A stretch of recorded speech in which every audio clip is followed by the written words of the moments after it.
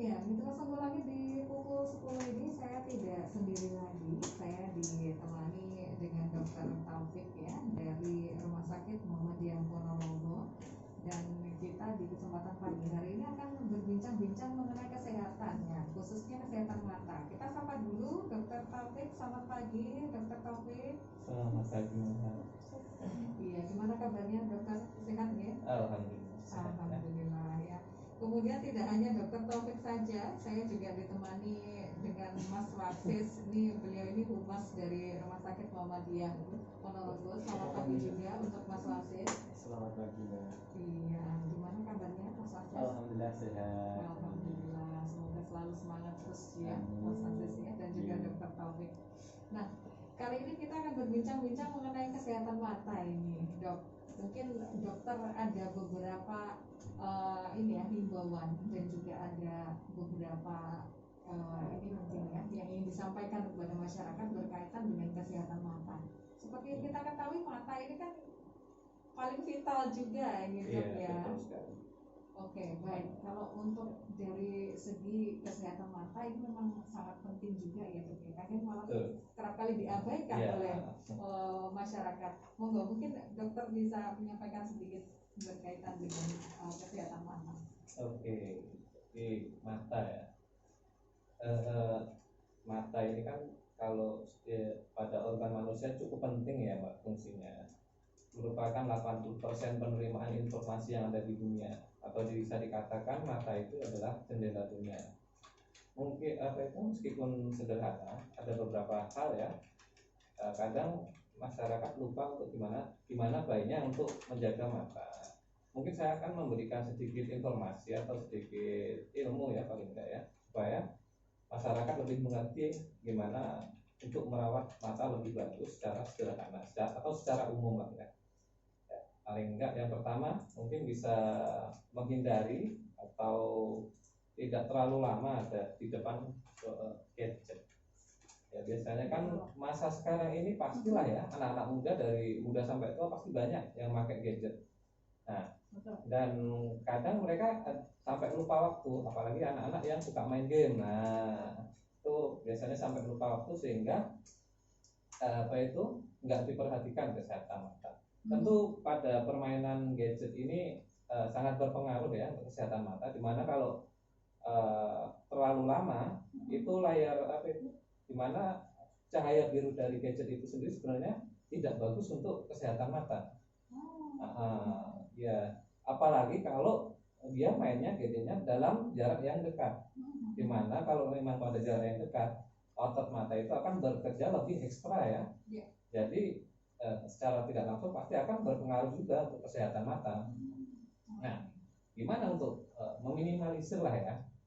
Kita terapkan aja 20 20 20. Nah, jadi setiap 20 menit kita istirahatkan mata dulu untuk melihat ke arah jarak suatu objek yang jaraknya minimal 20 kaki atau dalam meter sekitar 6 meter ya. Dengan durasi 20 detik.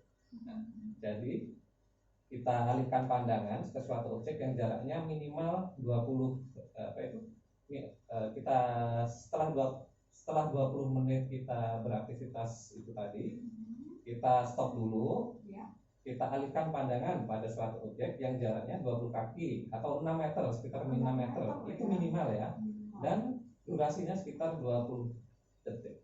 20 detik. Iya, sebenarnya sederhana sih, itu untuk mengistirahatkan mata ya. Terus yang kedua adalah biasanya kan sekarang ada ya masyarakat yang untuk fashion, ada juga yang pakai lensa kontak lens. Nah, itu juga berpengaruh sih sebenarnya kan.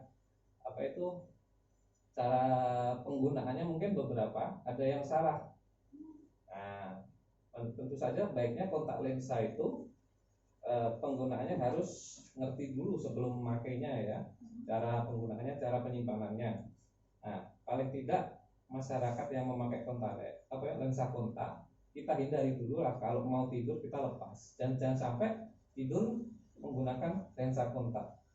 Yang kedua selanjutnya adalah kita nggak boleh sembarangan membersihkan kontak lens. Sebenarnya ada cairan khusus. Ada juga kemarin saya tahu membersihkannya pakai air biasa malahan. Ada juga yang pakai udah. Oh, nggak boleh itu ya, Nggak boleh, pakai jangan. air biasa nggak boleh. Ada cairan khususnya ya. Terus selanjutnya tidak harus ada tempat khusus untuk menyimpannya. Dan tempat penyimpanannya nggak boleh lama-lama. Jadi harus diganti tiap 3 bulan paling tidak. Mau bagaimanapun kontak lens itu adalah benda asing, jadi sebisa mungkin penggunaannya ya tetap dibatasi ya. Terus selanjutnya adalah penggunaan kacamata hitam. Bukan berarti pakai kacamata hitam biar kelihatan keren, itu bukan ya Kak. Nah, ada tujuannya. Soalnya kan kalau di luar itu pasti ada lah ya sinar ultraviolet. Ya mungkin reaksinya nggak dirasakan secara langsung, cuman sinar ultraviolet itu memang berpengaruh untuk kesehatan mata juga.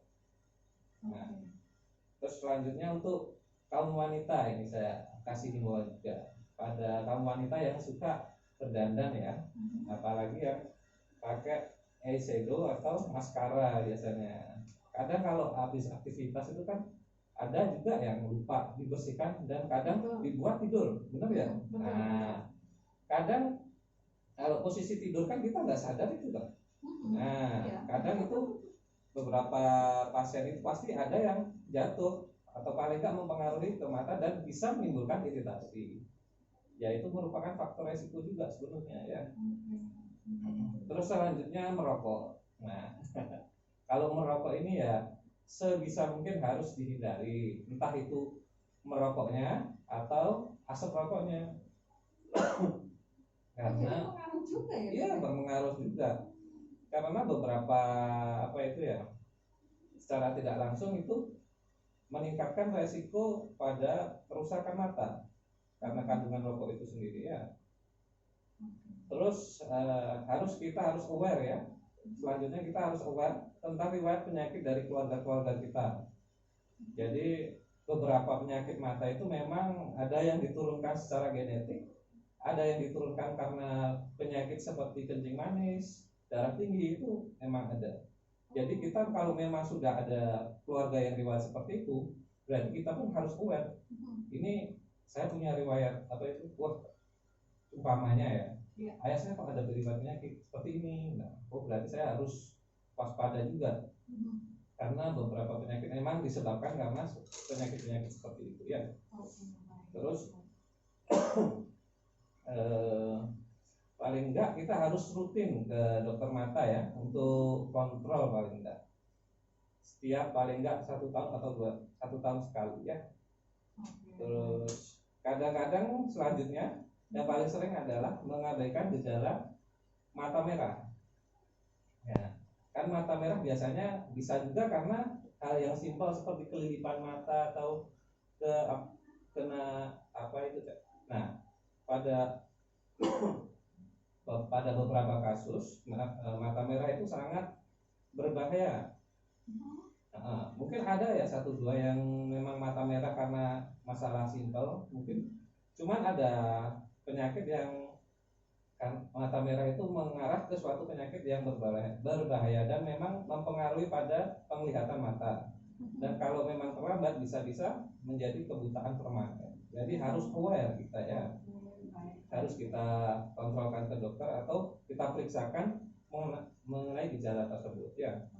Biasanya kalau untuk yang mata merah ini dok, ada tanda-tanda, maksudnya bisa ada rasa sakitnya atau kan cuma biasanya kalau dari pasien yang sudah ada ini dok ya, biasanya dari keluhan mata merah ini ada yang merasakan gejala nyeri atau sakit atau memang biasa-biasa aja gitu dok? Iya. Biasanya.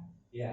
Jadi kalau berbicara soal mata merah ya Kak, sebenarnya kalau mata merah itu banyak mengarah ke berbagai macam penyakit karena memang gejala mata merah itu banyak mengarah berbagai macam penyakit. Makanya kalau kita ngomongin satu-satu kita nggak bakal selesai gitu ya. Cuman kita bisa ketahui ini mata merahnya kenapa. Apalagi mata merah sampai menimbulkan nyeri hebat di mata, ada mata merah sampai mempengaruhi penglihatan, itu kalau bisa sesegera mungkin periksakan ke dokter karena itu memang berpengaruh untuk apa itu bisa mengarah ke penglihatan atau gejala penyakit yang apa itu yang buruk ya. Oke, baik. Nah, kemudian ada lagi tidak dok yang mempengaruhi ini, yang mempengaruhi biasanya orang mengeluh sakit mata ini selain tadi ada riwayat penyakit dari turunan, kemudian juga adanya paparan dari asap rokok, kemudian dari riasan mata dan lain sebagainya. Ada lagi tidak? Kebanyakan kalau yang berpengaruh sih kebanyakan dari pertama genetik, keturunan, faktor usia itu juga berpengaruh. Juga penyakit-penyakit penyerta lainnya sangat berpengaruh. Obat-obatan pun berpengaruh. Tapi memang kita harus selalu waspada. Oke, dokter ini kayaknya sudah ada langsung pertanyaan yang masuk dari Mbak Zaim ini ya, yang mengirimkan pertanyaan melalui WA. Mbak Zaim ini ada di kawasan Jalan Pramuka. Saya punya keluhan mata dari dulu, kalau kena debu itu selalu sensitif. Mata saya jadi merah dan tidak nyaman. Antisipasinya apa ya? Selalu pakai obat tetes mata, sembuh tapi selalu balik lagi begitu. Apa ada pengobatan yang bisa disembuhkan mata yang alergi secara permanen tanpa operasi? Dan kira-kira berapa habisnya kalau berobat di rumah sakit Muhammadiyah? Apakah mahal? Dari Mbak Saim di Jalan Pramuka. Oke. Mata merah karena debu ya, jadi pertanyaannya ya. Iya. Nah, kalau mata merah itu seperti yang saya bilang Kak, tadi, kalau memang karena debu, penanganannya sih sebenarnya cukup sederhana. Kalau penanganan awal, kita cukup bersihkan aja pakai air yang mengalir ya. Kalau bisa air bersih, pakai air botol, air mineral itu kan sudah terjamin bersih ya mungkin ya, daripada air keran yang kita nggak tahu kandungannya apa ya. Nah, atau bisa juga diberikan diberikan obat tetes mata. Dalam arti obat tetes mata ini obat tetes mata pengganti air mata, bukan obat tetes mata berupa obat-obatan tertentu. Nah, kadang-kadang yang saya temui selama saya praktek itu ya, ada beberapa pasien itu dapat obat mata, bukan obat tetes mata pengganti mata, itu bukan obat khusus untuk mata, yang kadang gejalanya tambah parah, kadang sampai menimbulkan luka di mata. Itu pun penyembuhannya bisa-bisa makin lama. Makanya harus hati-hati. Kalau memang obat tetes mata sudah diberikan, sudah diguyur pakai air bersih, sudah diberikan, udah bersih, udah gak ada keluhan ya alhamdulillah, berarti emang masalahnya karena kena debu itu tadi. Cuman kalau udah kayak gitu kan, kok masih menimbulkan gejala, lebih baik sarannya ke dokter mata. Untuk tindakannya ya nanti kita konsultasikan, soalnya kita perlu pemeriksaan lanjut. Kita perlu lihat apakah ini masalahnya di bagian mana, apakah perlu operasi atau tidak, karena nggak semua penyakit mata perlu dioperasi. Seperti itu ya. Tetap aja kita harus melakukan pemeriksaan untuk melihat masalahnya ada di mana. Oke, baik. Nah, seperti itu Mbak Zaim ya. Jadi kalau sudah dikasih obat mata tidak sembuh, balik lagi begitu, berarti harus segera konsultasi ke dokter ya. Yes, harus datang ke rumah sakit. Nah, kalau berkaitan dengan ini tadi berobat di rumah sakit Muhammadiyah, mungkin ini bagiannya Mas Asis mungkin ini ya, mungkin Mas Asis mungkin bisa dijelaskan. Baik, di Rumah Sakit Muhammadiyah Ponorogo kita sudah saat ini kita ada 4 dokter mata nanti yang bisa dipilih. Salah satunya ada Dokter Praminton Nugroho, ada Dokter Eti Rahmiyanti, ada Dokter Rahman Kartiko, dan juga ada Dokter Ati. Jadi memang di Rumah Sakit Muhammadiyah Ponorogo saat ini kita fokuskan untuk menjadi rujukan mata di Ponorogo. Sementara kita ada branding yaitu PEC, Ponorogo E-Center, yang sekarang berada di Rumah Sakit Muhammadiyah Ponorogo. Untuk terkait dengan biaya, itu nanti kita harus dari dokter kami harus memeriksa lebih awal, mendiagnosa lebih awal, sehingga nanti akan ketemu kira-kira biayanya berapa, seperti itu. Oke, baik. Jadi datang dulu aja lah ya. Nah, Iya, betul. betul. Paling enak nanti datang dulu, nanti akan diperiksa, Oke. dicek kira-kira diagnosanya seperti apa. Iya. Oke. Soalnya penyakit mata itu di mana-mana, kalau namanya penyakit apalagi berbuah mata, kita harus melihat secara langsung dong. Kalau cuman berdasarkan apa yang dirasakan, kita ya nggak bisa memastikan ini masalahnya ada di mana gitu ya. Baik, ini di jalur on air sepertinya juga sudah ada yang ingin bergabung bersama kita. Kita angkat dulu. Halo, selamat pagi. Ya, halo, selamat pagi. Halo, selamat pagi. Iya, dengan siapa di mana? Dengan Zain dari Ponorogo. Oke, Mas Zain. Ada pertanyaan yang ingin disampaikan, Mas Zain? Ini apakah kacamata anti radiasi yang dijual di optik-optik itu beneran ada manfaatnya apa enggak ya? Oke. Atau cuman ya sebenarnya itu beneran menjaga mata kita nggak sih dari layar gadget-gadget gitu? Oke, ada lagi, Itu aja mungkin. Mas Zain? Sudah. Oke, baik. Terima kasih, Mas Zain. Baik, Iya, nanti sama-sama. akan dijelaskan langsung oleh Dr. Taufik. Monggo. Dok. Halo, selamat pagi. Iya, dengan siapa di mana? Dengan Zain dari Ponorogo. Oke, Mas Zain. Ada pertanyaan yang ingin disampaikan, Mas Zain? Ini apakah kacamata anti radiasi yang dijual di optik-optik itu beneran ada manfaatnya apa enggak ya? Oke. Atau cuman ya sebenarnya itu beneran menjaga mata kita nggak sih dari layar gadget-gadget gitu? Oke, ada lagi, Itu aja mungkin. Mas Zain? Sudah. Oke, baik. Terima kasih, Mas Zain. Baik, Iya, nanti sama-sama. akan dijelaskan langsung oleh Dr. Yang bahayanya pada gadget adalah sinar birunya itu merusak apa itu degenerasi ya tentunya ya. Nah, setahu saya kinerja dari lensa optik itu menahan sinar biru tersebut, jadi untuk menurunkan tingkat radiasi itu sendiri. Tapi dengan catatan juga kita melihat gadgetnya tidak boleh terlalu dekat. Nah, jadi kalau iya ada jaraknya juga, dan tentu saja kita harus istirahatkan mata kita seperti yang saya katakan tadi. Ya. Paling nggak boleh terlalu dekat. Kalau memang ada lensa anti radiasi ya itu pasti bermanfaat karena memang untuk memblok cahaya biru dari gadget tersebut. Cuman biasanya kan memang agak terasa ya, karena nggak ada, tapi memang bermanfaat menurut saya. Jadi sarannya ya tetap nggak boleh terlalu dekat dengan gadget, boleh pakai kacamata anti radiasi dan istirahatkan mata setelah 20 menit melihat layar kaca. Oke, baik. Nah, kalau berkaitan ini masih bersinggungan dengan kacamata anti radiasi. Sekarang kan tidak hanya di optik saja ini dokter ternyata yang jual kacamata, bahkan di toko-toko online harganya pun juga sangat murah ini aja, cuma ada yang harganya sekitar puluhan ribu rupiah saja. Nah, ini apakah kalau dari segi manfaatnya ini apakah juga bisa dibilang berbeda dengan yang dijual di optik ini? Kalau ini kan perdagangan atau jenis barang ya, jadi mungkin agak beda di kualitas ya. Mungkin. Tapi menurut saya, kalau saya pribadi, saya kan dokter bukan ahli masalah seperti itu ya. Kalau saya pribadi, selama optik tersebut berfungsi memblok sinar biru, itu nggak masalah, entah itu apapun barangnya asal sesuai dengan fungsinya, ya nggak masalah.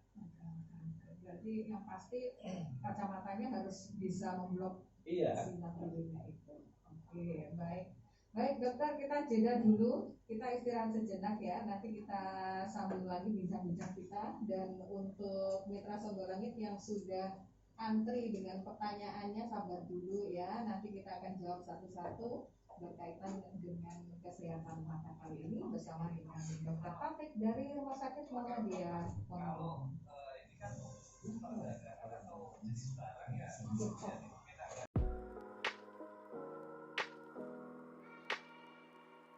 Untuk mitra pemborongit monggo silahkan ya, kalau ada pertanyaan ingin disampaikan bisa melalui 0811-3555-992. Ini juga ada juga yang menyapa melalui siaran langsung Facebook kita. Ada Zenzi Wara, selamat pagi Pak Dokter. Pagi. Ya, kemudian ini ada teman-teman lain juga ya yang juga sedang menyimak siaran kita Pak. Kali ini ada dari Alvina. Ini juga ada pertanyaan langsung, boleh saya bacakan sekarang? Iya, Dokter? boleh. Oke, baik. Ini ada dari Alvina.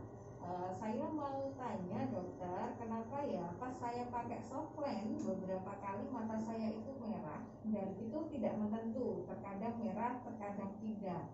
Ini bisa dijelaskan apa penyebabnya? Oke, ini dari Alvina. Oke, langsung saya jawab ya. Oke. Oke, kalau softland ya, softland itu kan pengganti kacamata. Ada juga untuk buat fashion, ya, nggak masalah. Cuman memang beberapa orang kalau memang merah ya, itu sebenarnya banyak juga penyebabnya. Yang pertama mungkin juga waktu pakai softland ada debu atau kotoran yang masuk sehingga nggak bisa keluar, bisa menyebabkan mata merah. Yang kedua, kadang juga ada alergi.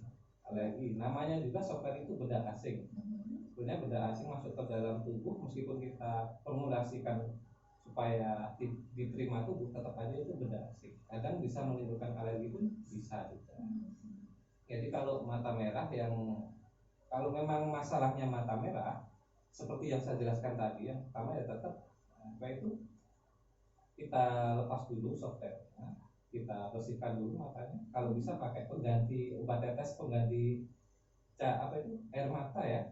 Atau kalau memang nggak punya, pakai air bersih, air mineral, kita guyurkan ke mata. Nah, kalau tetap merah masih ada gejala, meskipun sudah softwarenya dilepas, setelah tindak lanjut tetap harus ke dokter, kita periksa dulu. Jangan pernah untuk mengasih obat obat tetes mata yang di luar pengganti cairan mata, kadang malah berbahaya seperti itu. Baik, jadi memang harus kalau memang tidak sembuh ya Alvina ya, yang pasti harus segera diperiksakan ke dokter. Jadi memang ada beberapa jenis softland juga ya dok ya, ini yang juga sangat biasanya meresap air matanya ini cepat kering sekali gitu. Oke, baik, kita beralih ke pertanyaan berikutnya. Ini ada dari Adha. Ini ingin bertanya, dok, kalau melahirkan secara normal, ini apakah juga berisiko menjadikan mata menjadi minus? Enggak, iya. Dari Adha, mungkin bisa dijelaskan ini dok. Iya. Ada hubungannya tidak dok sebenarnya? Jadi menanyakan apakah melahirkan bisa bikin minus gitu ya intinya ya, Mbak. Nah, oke. Sebenarnya minus plus atau silindris itu ya, itu sebenarnya kelainan pada refraksi mata, Mbak. Sebenarnya ya faktor itu untuk penyebab utamanya sebenarnya masih belum diketahui sampai sekarang. Cuman faktor resikonya itu bisa dari genetik, terus bentuk usia, genetik usia, bentuk anatomi mata juga mempengaruhi. Nah, dan kelainan-kelainan mata juga sangat mempengaruhi. Kalau ditanya apakah hamil bisa menyebabkan minus, menurut saya sih tidak, karena memang nggak ada faktor resiko dari kehamilan ya. Kecuali memang waktu hamil, bukan maksud saya, kecuali memang dasarnya memang ada kelainan genetik atau usianya memang sudah tua atau sekitar 40 tahun, ataupun ada kelainan bentuk anatomi dari mata itu sendiri. Tapi kalau secara hamil kok bikin minus, menurut saya sih enggak ya. Cuma mitos saja ya. Oke, ini ada pertanyaan lagi yang masuk dari 0060 ini ya, dari Mas Eko yang ada di Balong ini sepertinya. Tapi sebelum ke Mas Eko, kita angkat dulu ya di jalur on air, sudah ada yang masuk. Halo, selamat pagi. Ya, halo, selamat pagi. Ya, halo.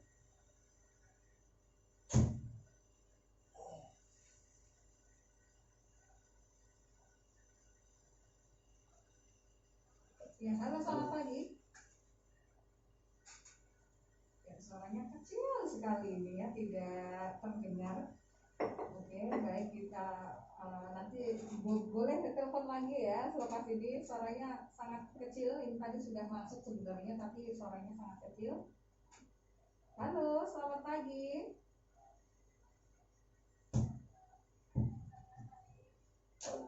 Oh iya, halo.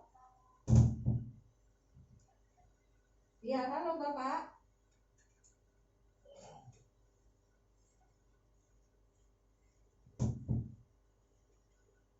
Ya, masih terputus Mitra Sangga Langit ya. Jadi kalau panjenengan ingin bergabung atau ada pertanyaan, monggo silakan bisa melalui 081135559992. Ini kita ke Mas Eko yang ada di Balong dulu. Ini tadi mau bertanya, mata kiri saya ini -7 dan mata kanan ini normal. Apakah kalau dipakai kacamata bisa membantu, Dok? Dari Mas Eko yang ada di Balong. Oke. Yang satu sisi aja ya Kak, berarti yang jadi masalah ya. Iya, mata kiri. Mata kiri. Oke, kalau memang minus itu solusinya memang paling bagus sementara pakai kacamata dulu ya. Kalau memang satu sisi sih nggak masalah, tetap bisa. Nanti kita perlu dilakukan pemeriksaan apa itu Snellen atau biasanya jarak pandang ya. Nanti kita sesuaikan dulu untuk berapa lensa dengan ukuran berapa agar bisa melihat secara lebih baik. Nah, kalau bagaimana kalau mau pakai kacamata tentu sangat membantu, bisa membantu. Pasti nanti disesuaikan dengan setiap kondisi dari pasien itu sendiri. Oke, baik. Pasti kalau dengan kacamata nantinya penglihatan juga akan jauh lebih jelas ya. Oke, baik. Mitra Sangga Langit, monggo silahkan. Kalau ada pertanyaan yang ingin Anda sampaikan berkaitan dengan kesehatan mata, kita tunggu ya di 081135559992. Ini juga ada pertanyaan yang masuk melalui inbox Facebook ini, Dok. Ini berkaitan dengan mata minus. Ini kalau minusnya bertambah, ciri-cirinya apa ya, Dok? Mungkin bisa dijelaskan. Nah, kalau berarti ini awalnya sudah minus kalau bertambah. Oke, baik, ini sepertinya ada telepon masuk melalui jalur Facebook ya. Kalau untuk teman-teman yang ingin bergabung melalui Facebook, ini bisa dialihkan ke nomor WA ya di 081135559992. Monggo silahkan ya, dan mungkin bisa dilanjut lagi. Oh iya, saya lanjut dulu ya. Berarti ini sebelumnya udah minus kalau kayak gini ya. Jadi kalau mau mengetahui apakah memang minus saya bertambah atau tidak, sebenarnya paling gampang itu mengetahuinya kalau memang kacamata yang sebelumnya udah dipakai itu kok tambah nggak jelas, berarti kemungkinan ada penambahan minusnya. Nah, kalau untuk itu sebaiknya memang harus diperiksakan untuk melihat jarak pandang yang optimal berapa. Nanti kalau memang perlu penggantian kacamata pasti diresepkan oleh dokter. Oke, baik pendengar, kalau di kesempatan kali ini untuk Anda yang ingin bergabung, monggo kita tunggu ya melalui jalur on air-nya bisa melalui 081135559992. Halo, selamat pagi.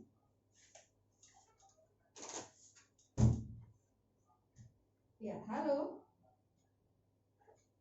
Halo, selamat siang. Iya, selamat siang. Dengan siapa Bapak? Dengan Pak Arifin yang ada di Jakarta. Oke, baik Pak Arifin. Ada pertanyaan untuk Dr. Taufik berkaitan dengan kesehatan mata? Monggo Bapak. Ya, selamat pagi Pak. Selamat pagi Pak. Iya, dan di siang hari ini selalu sehat Pak Dokter. Ini saya juga berterima kasih. Tentunya ada pencerahan terkait sampaikan dari rumah sakit Panjenengan. Sangat sekali. Begini Pak Dokter, saya itu kan usia saya sudah 49. Kemudian saya itu satu, kalau membaca itu masih agak jelas. Kemudian hampir sebulan ini kalau baca itu kabur saya, apalagi di HP itu kayak apa ya, kayak ada bayang-bayang. Kemudian kalau nyetir kena lampu slow sekali di malam, di sendal misalnya, saya juga bingung. Tapi kok masih apa ya, kalau dipakai susi seperti itu. Nah ini kira-kira apa ini Pak Dokter yang bikin masalah seperti ini, apakah karena saya usianya seperti ini, atau mungkin harus makan apa gitu bisa mengurangi penglihatan saya. Gitu aja mungkin Pak Dokter, nanti kalau ada kurang memahami saya tak berikut lagi. Terima kasih Mbak Dunia. Baik, terima kasih. Ya, itu tadi dok, mungkin bisa dijelaskan langsung oleh dokter Taufik berkaitan dengan keluhannya dari Pak Arif ini tadi ya. Oke, kalau mata pandangannya kabur ya pada usia 40 tahun ke atas. Oke, kalau memang faktor usia sebenarnya sih Pak mempengaruhi untuk apa itu refraksi ya, atau kalau bahasa masyarakatnya plus minus satu pandangan, minusnya pandangan ya, bisa menyebabkan kabur. Memang kalau usia memang mempengaruhi. Cuman kalau sebelumnya sudah memang pakai kacamata kok masih terdapat bayang-bayang atau mungkin masih ada keluhan dan ternyata masih tetap kabur, saya sarankan ya tetap ke rumah sakit atau paling enggak ke dokter mata. Soalnya belum tentu itu yang ditakutkan, juga mungkin ada penyakit penyerta lainnya, tergantung dari kondisi Bapak. Kalau memang apa itu dikarenakan usia minus karena faktor usia, seharusnya dari kacamata saja sih sudah cukup membantu, nggak perlu itu yang lain-lainnya. Boleh sih kalau makan makanan bergizi seperti vitamin A, C atau E itu dimakan untuk meningkatkan apa itu kondisi mata, nggak masalah. Cuman kalau secara dasar sih, kalau memang dia Bapak ini minus karena faktor usia, seharusnya kacamata cukup untuk solusinya. Kalau memang masih ada keluhan, berarti perlu diperiksakan karena kita memerlukan pemeriksaan lebih lanjut. Memangkah ini ya karena faktor usia minus atau faktor lain? Kita perlu cari tahu seperti itu. Jadi saran terbaik saya adalah ya tetap ke dokter mata, nanti dicari tahu penyebab utamanya seperti itu. Oke, baik. Ini juga ada lagi dari Mbak Lucy, ini salah satu penyiar kita ini. Ternyata juga mendengarkan ini Mbak Lucy. Dok, saya mau tanya, kalau di bagian dalam di mata saya ini ada seperti benjolan, kemudian sekarang memang sudah tidak sakit, tapi kalau dalam waktu jangka panjang kira-kira ada efeknya apakah tidak? Ini dari Mbak Lucy. Oh iya, benjolan pada mata ya. Oke, kalau benjolan pada mata tentu saja ini perlu penanganan lebih lanjut, karena namanya juga ada benjolan. Entah itu butuh tindakan atau entah itu butuh obat, paling pasti itu butuh penindakan lebih lanjut. Selama nggak menimbulkan masalah atau radang, sementara segera ke dokter aja pasti. Soalnya nanti kita perlu cari tahu ini benjolannya karena apa, isinya apa, dan ini bahaya atau tidak. Tergantung dari berapa lama ini benjolannya sudah mulai menimbulkan gejala apa saja, dan ini apakah menyebabkan penglihatan kabur atau tidak. Selama kalau yang masalah kayak gitu, sebenarnya yang paling bagus tetap ke dokter mata. Iya, soalnya memang itu ada benjolan, namanya itu juga benjolan. Berarti kita perlu cari tahu ini benjolannya bahaya atau tidak. Gitu ya. Nah, itu Mbak Lucy ya, berarti harus ke dokter ya. Iya. Oke, ini ada satu lagi pertanyaan dokter, penggunaan tisu basah ini apakah boleh digunakan untuk membersihkan mata ataukah tidak? Konteksnya gimana? Membersihkan mata. Saya ingin membersihkan mata, dipakai untuk membersihkan mata di bagian dalam. Ini sebenarnya boleh ataukah tidak pakai tisu basah semacam Cushion Baby.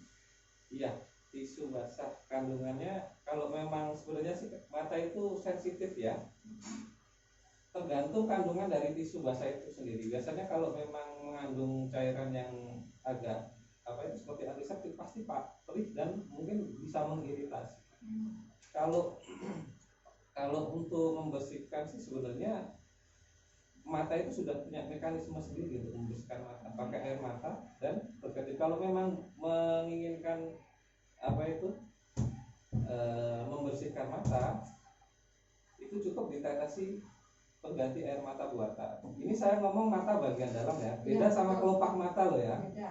Nah, kalau mata bagian dalam dikasih tisu basah kayaknya itu lebih berbahaya menurut saya, karena kandungannya tisu basah yang saya takutkan ada antiseptiknya, itu bisa mengiritasi menurut saya. Kecuali kalau memang kelopak mata itu pun sebisa mungkin ya jangan pakai tisu basah, karena kalau cairannya bisa masuk ke mata ya pasti akan menimbulkan perih. Bisa juga menimbulkan iritasi, itu yang saya khawatirkan. Ya kalau bisa cukup pengganti tetes mata buatan kalau memang mau ya. Kalau ini pertanyaan dari Mbak Alfi ini ya, jadi lebih baik pakai tisu biasa aja deh ya. Iya. Pakai tisu basah kayaknya lebih berbahaya juga dan juga sudah dijelaskan oleh Dr. Taufik ya. Baik. Dokter, ini tidak terasa juga, ternyata kita juga sudah berada di penghujung acara. Mungkin ada pesan yang ingin panjenengan sampaikan berkaitan dengan kesehatan mata. Oke. Ya, kalau pesan saya, mata itu mungkin adalah jendela dunia, saya katakan tadi. Meskipun sederhana, kalau bisa dijaga sebaik mungkin. Karena kalau memang ada gejala atau timbul masalah, cukup kompleks. Nah, sebisa mungkin jaga mata kita. Kalau memang ada masalah, kalau bisa apalagi mata merah jangan pakai obat-obatan sendiri, karena banyak sekali kasus di rumah sakit pakai beli obat-obatan sendiri, entah dapatnya dari mana, sampai rumah sakit penyakitnya tambah parah, kadang tertimbul luka, bahkan beberapa sudah menjadi buta permanen. Nah, kalau bisa ya tetap ke dokter. Kalau memang ada masalah serius, jangan beli-beli seperti apa kata orang, karena belum tentu orang itu tahu ini sakitnya apa. Nah, terus selanjutnya mungkin itu saja. Tetap jaga mata, makan makanan bergizi, terus olahraga maksimal, tetap hindari rokok. Nah, mungkin kita bergeser ke Mas Wasis ini. Mas Wasis mungkin ada yang ingin disampaikan berkaitan dengan kehumasan di Rumah Sakit Muhammadiyah Ponorogo. Baik, terima kasih Mbak. Jadi di Rumah Sakit Muhammadiyah Ponorogo itu sekarang kita untuk dokter matanya kita sudah dapat. Jadi ketika nanti Bapak Ibu warga Ponorogo yang ingin memeriksakan matanya, nanti kita setiap hari ada, mulai hari Senin, Selasa sampai hari Sabtu. Yang kedua terkait dengan kita sudah menggunakan alat yang canggih, yang di Rumah Sakit Muhammadiyah Ponorogo sudah computerized untuk penanganan matanya. Salah satunya ini perlu kita informasikan juga kepada warga Ponorogo bahwa di Rumah Sakit Muhammadiyah Ponorogo sudah bisa menangani operasi katarak dengan metode paku emulsifikasi, yaitu merupakan teknik operasi katarak dengan minim sayatan. Dengan keunggulan yang pertama adalah sayatannya kecil, kurang lebih antara 2,2 mm sayatannya.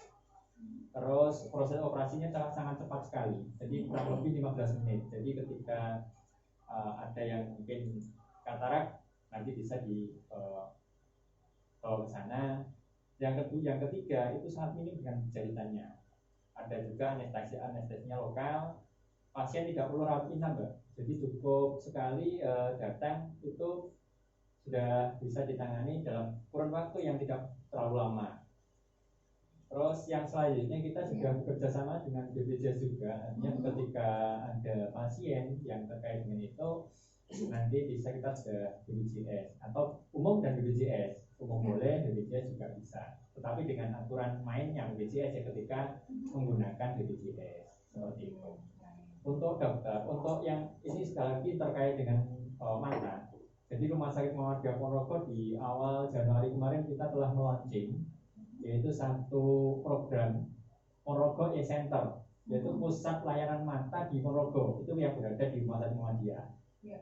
Untuk dokternya sendiri kita sudah ada 4, dan insya Allah nanti kita akan ada penambahan dokter satu lagi yang ini masih proses penyelesaian pendidikan. Jadi insya Allah nanti ada 5 untuk dokter yang praktek di Rumah Sakit Semakin Muhammadiyah. banyak berarti. Iya, memang kita sudah sejak awal kita setting bahwa Rumah Sakit Muhammadiyah adalah rumah sakit yang pusat matanya di Ponorogo, seperti itu. Jadi sudah kita set ke sana. Oke, baik. Nah, jadi kalau di kesempatan hari ini Mitra Songgolangit ya, panjenengan punya keluhan mata berkaitan dengan kesehatan mata, lebih jauh lagi Anda bisa ngobrol nanti dengan Dr. Taufik di Rumah Sakit Muhammadiyah Ponorogo. Alamatnya mana ini Mas Aziz? Mungkin bisa dijelaskan lebih detail. Ya, untuk alamatnya di Jalan Diponegoro nomor 50 Ponorogo. Jadi ketika Bapak Ibu sudah tahu alun-alun ya, jadi ketika sudah sampai di alun-alun cukup ke barat sedikit, paling 400 sampai 500 meter. Nah, ketika melihat kanan jalan, kalau dari arah selatan nanti berada di situ. Seperti itu. Kalau yang dari arah utara, mungkin dari setelah perempatan Tababayan, itu kiri jalan. Oke. Ya. Jadi tidak perlu bingung, saya rasa ini tidak perlu. Berada di pusat kota juga ya. Dan ini Mbak, ada satu lagi, ketika ada pasien yang sekarang kan musimnya lagi takut ya, takut untuk datang ke rumah sakit. Di Rumah Sakit Muhammadiyah itu kita sudah menerapkan, artinya kita general cleaning, sehingga rumah sakit insya Allah sudah dijamin aman untuk standar pelayanan. Yang pertama itu. Yang kedua, ketika tidak ingin langsung datang ke rumah sakit, bisa mendaftar melalui online. Aplikasinya bisa di-download di Play Store, nama aplikasinya adalah RSU Muhammadiyah Ponorogo. Jadi cukup daftar dari sana, nanti datang langsung pemeriksaan, setelah itu pulang. Nah yang ketiga, ketika tidak ingin berlama-lama di rumah sakit, itu nanti untuk menunggu obatnya tidak perlu menunggu. Jadi kita sudah ada fasilitas pengantaran obat gratis, nanti akan diantar sampai rumah. Seperti itu. Iya. Semakin bagus saja nih pelayanan dari Rumah Sakit Muhammadiyah ya. Obatnya diantar sampai rumah. Oke, baik. Jadi Mitra Songgolangit, jangan ragu lagi kalau ingin memeriksakan mata Anda bisa datang ke Rumah Sakit Muhammadiyah Ponorogo yang berada di Jalan Diponegoro nomor 50 ya. Kemudian kalau Anda takut untuk daftarnya nanti takutnya antri atau gimana, bisa daftar secara online. Mungkin Dokter Taufik ada beberapa pesan yang disampaikan lagi? Ada tambahan? Sudah cukup dengan yang pesan terakhir. Oke, baik. Nah, Mitra Songgolangit, tidak terasa ya kebersamaan kita kali ini dengan Rumah Sakit Muhammadiyah Ponorogo harus berakhir. Untuk Anda yang punya keluhan mata dan belum tersampaikan juga pada Dokter Taufik, nanti bisa datang langsung ke Rumah Sakit Muhammadiyah Ponorogo di bagian Ponorogo Eye Center ya, Mas Aziz ya. Baik, Mitra Songgolangit, saya Anita Rama dan juga bersama Dr. Taufik dan juga Mas Aziz dari Rumah Sakit Muhammadiyah Ponorogo pamit undur diri. Sampai jumpa dan selamat siang.